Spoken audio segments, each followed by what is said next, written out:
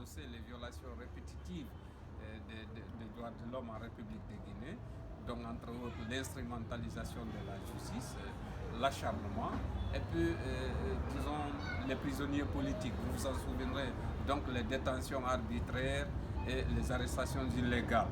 Aujourd'hui, la même question revient par rapport aux prisonniers, la question des prisonniers d'opinion, mais aussi et surtout cette question de détention provisoire ou préventive prolongée, alors que dans les conditions normales, tout citoyen accusé d'un acte délictueux a droit à un procès juste et équitable dans les meilleurs délais.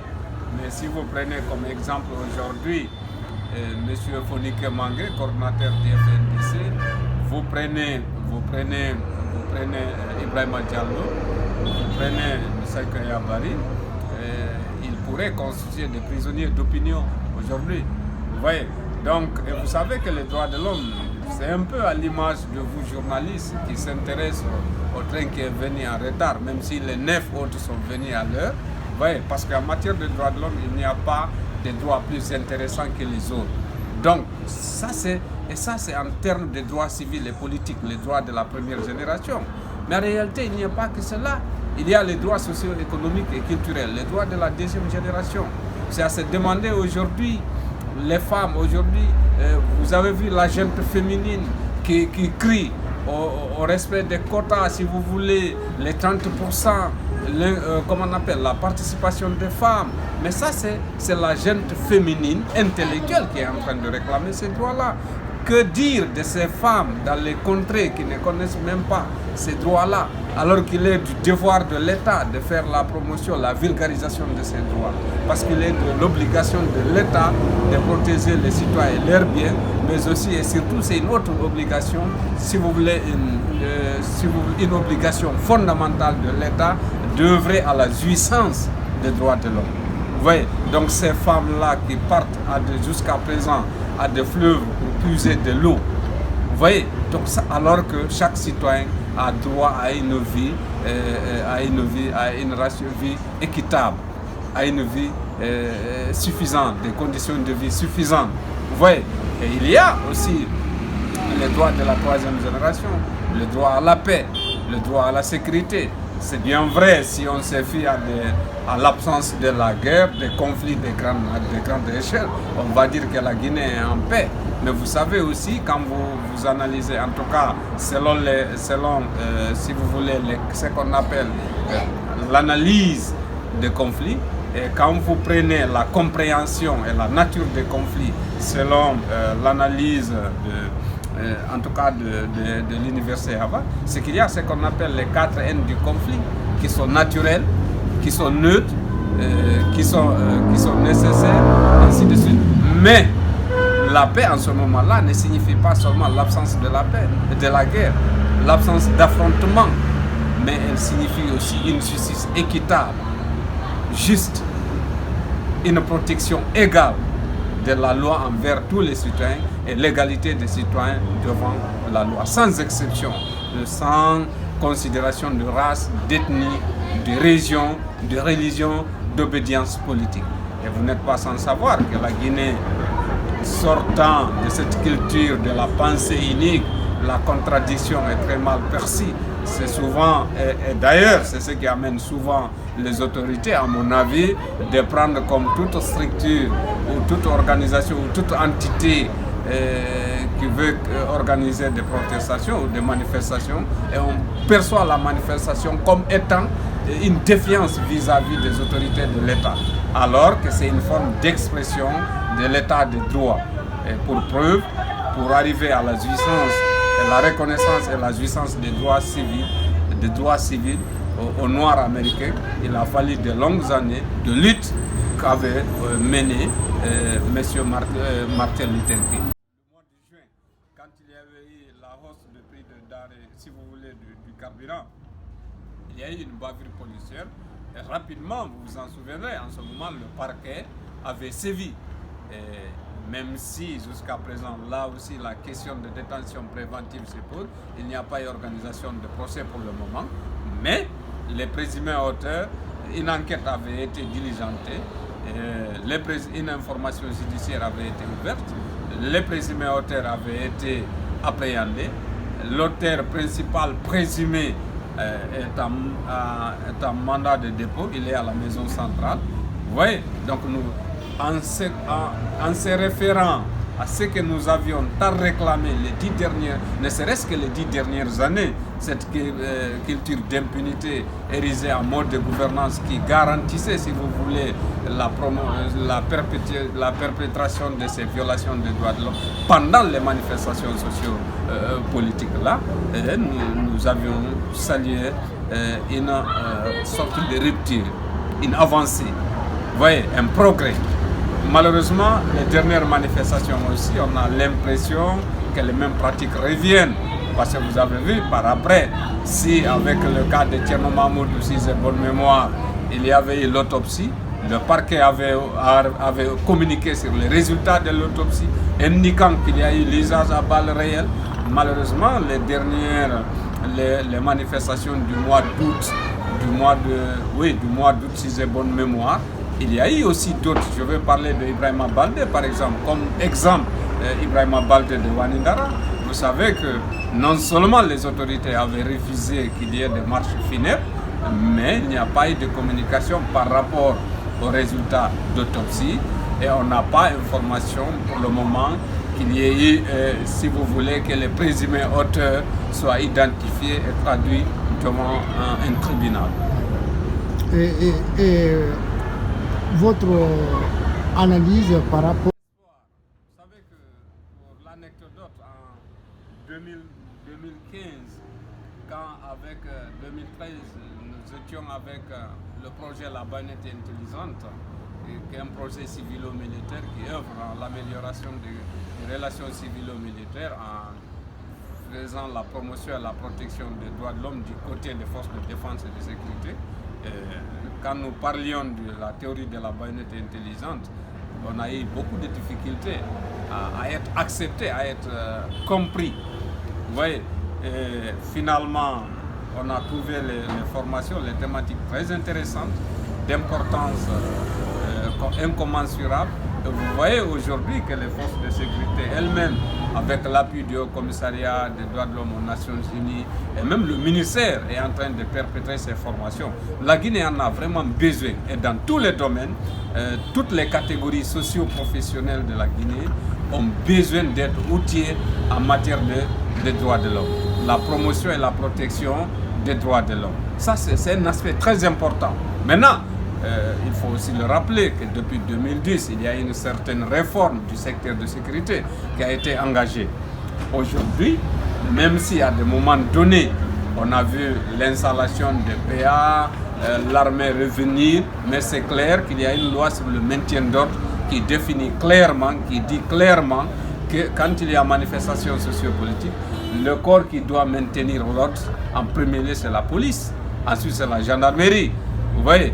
Et en aucun cas, l'armée, dans les conditions normales, à part les situations d'exception ou d'urgence, l'armée ne doit intervenir. Vous voyez? Donc ça, c'est des avancées. Vous avez vu quand même, dès qu'on voit l'armée dans la rue, on dit que ce n'est pas normal, parce que ce n'est pas normal, c'est une loi. Vous voyez? Aujourd'hui, nous fondons l'espoir qu'en continuant ces formations-là, en continuant la vulgarisation de ces principes, de ces normes, et surtout que la Guinée est ce pays qui a rarement, parmi tant d'autres, qui est l'un des rares pays qui a ratifié tous ces instruments de promotion et de protection des droits de l'homme, qui va jusqu'à sacraliser la vie humaine. Donc il nous suffit juste beaucoup plus de volonté politique pour qu'il y ait beaucoup plus de respect des droits de l'homme, pour que la Guinée soit vraiment ce véritable état de droit sans violence. Pendant longtemps, la majorité, en tout cas l'opinion était d'accord que l'impunité était érigée en mode de gouvernance à la République de Guinée. D'ailleurs, on a vu l'ancien président dénoncer même, dire que des cadres sont corrompus, malhonnêtes. On a vu un premier ministre qui est parti même jusqu'à donner des montants colossaux perdus par l'État par an du fait de la corruption. Cela veut dire qu'il y avait, tout le monde était d'accord.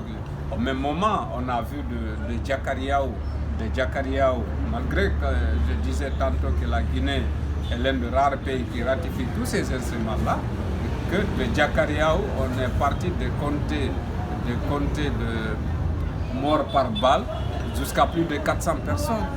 Vous voyez, parce qu'il n'y a pas eu la volonté de traquer les présumés auteurs de tous bords et de les traduire devant les tribunaux.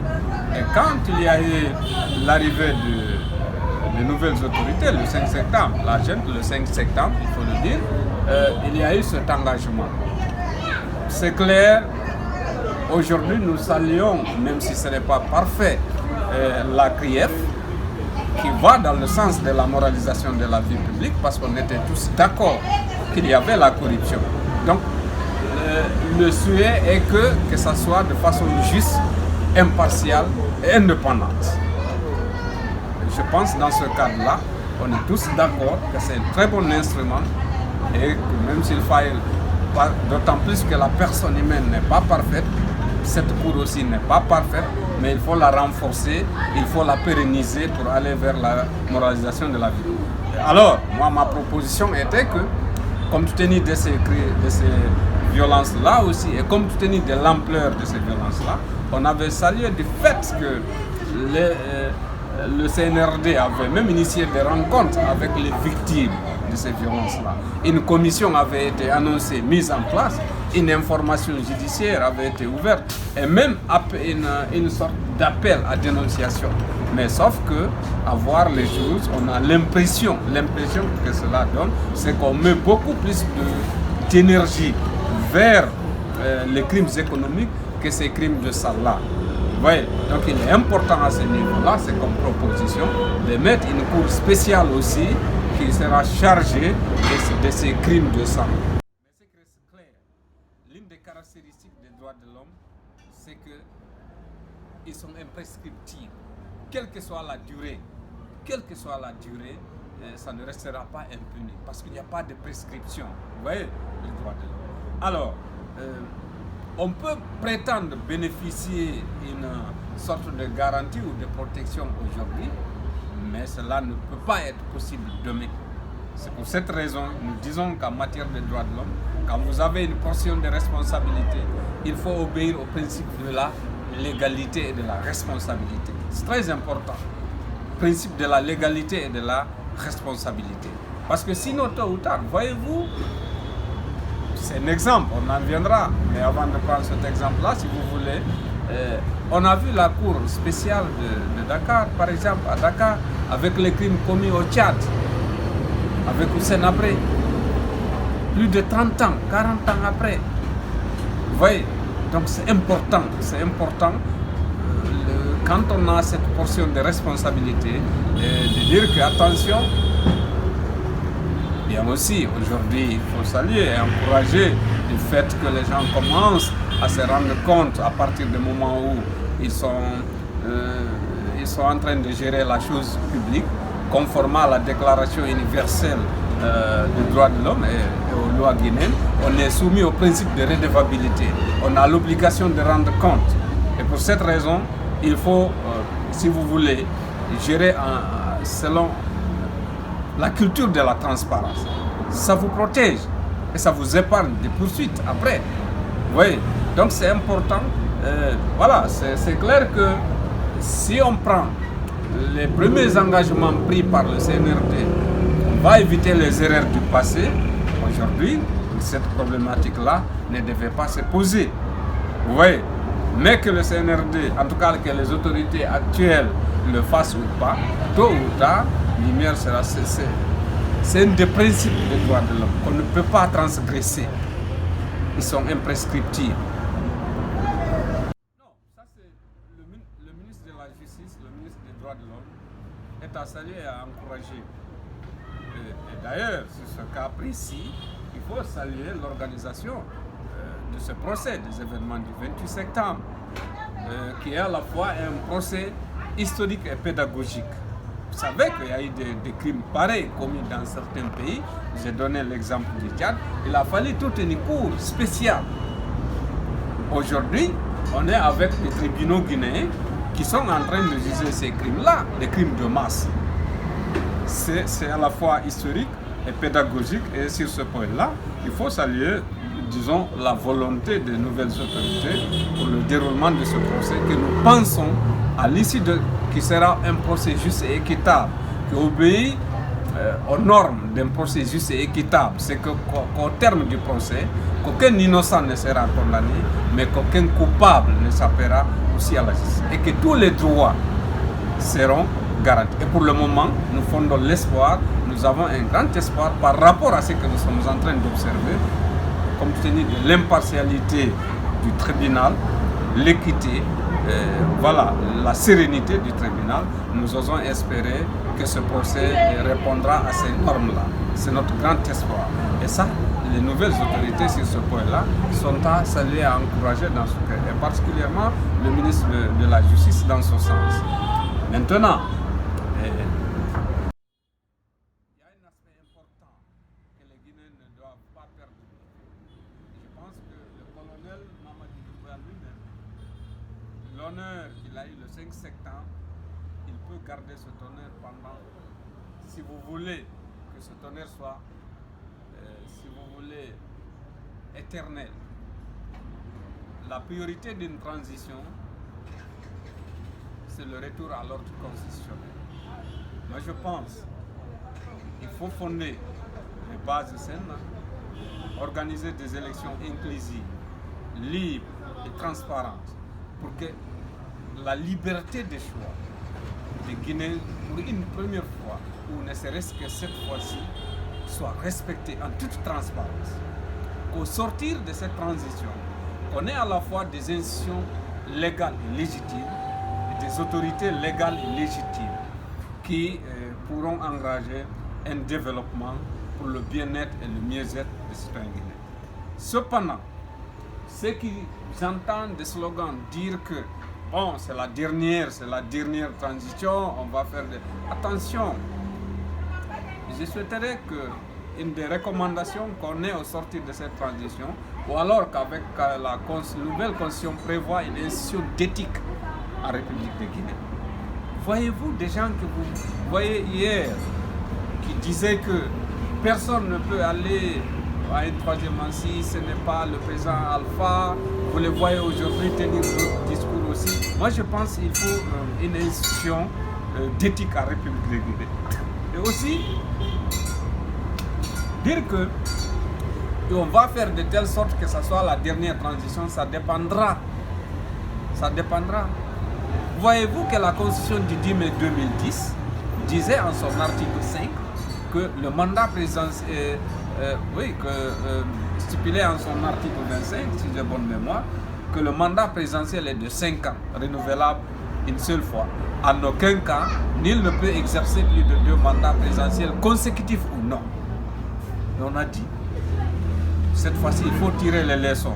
Il y a eu un premier régime, il est mort au pouvoir, il n'y a pas eu d'alternance. Un deuxième président, mort au pouvoir, après de longues années, il n'y a pas eu d'alternance. On va introduire ce qu'on appelle les intangibilités constitutionnelles. On est parti à l'article 154 pour dire que la forme républicaine, c'est-à-dire le principe de laïcité, le principe de l'unicité, le pluralisme politique et syndical, le nombre et la durée du mandat présidentiel ne peuvent faire l'objet d'une révision. Cela veut dire que l'ancien régime pouvait tout faire de la Constitution du 10 mai 2010, sauf de toucher à dire que se lever un beau matin pour dire qu'il y a une république fédérale de la Basse-Côte ou une république fédérale de la Guinée forestière, ou dire que la Guinée est une république islamique, ainsi de suite. C'est des intangibilités constitutionnelles.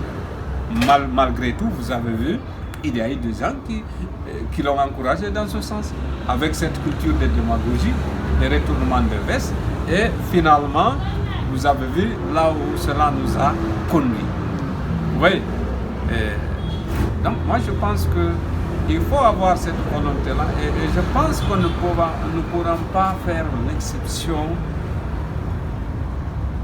d'être respectueux de ces règles-là pour aller au développement. Voyez-vous, aujourd'hui, les pays sahéliens, vous venez, la Guinée est le château d'eau de l'Afrique de l'Ouest. Là où nous sommes, ici, on n'a pas d'eau à travers les robinets. Si ce n'est que, s'il n'y avait pas de forage aujourd'hui, c'est un sérieux problème. On est le château d'eau de l'Afrique de l'Ouest. Or, vous partez dans certains pays sahéliens aujourd'hui, à 14 heures, vous avez l'eau 24 heures sur 24. Vous pensez que c'est naturel. Vous voyez. Alors, pour résumer, j'appellerai les nouvelles autorités à œuvrer pour la promotion et la protection des droits de l'homme. Parce que tant que nous ne mettrons pas comme priorité de priorité le respect des droits de l'homme, on ne pourra pas engager un développement fiable. On ne pourra pas engager un développement durable. Voyez-vous, en violant ces principes, il a fallu 2 guerres mondiales. Et les 2 guerres mondiales, l'humain a pris la conscience pour dire attention, si on ne met pas fin à la guerre mettra fin à la vie sur terre avec le largage des bombes. Ils se sont retrouvés autour de la table. Ils ont dit pour y arriver, il faut 2 caractéristiques fondamentales. C'est le respect de la dignité humaine, c'est le respect de la personne humaine, sans tenir compte de race, de couleur, d'ethnie. Et ce sont ces 2 caractéristiques fondamentales qui fondent la charte, qui fonde le système des Nations Unies, la plus grande organisation mondiale.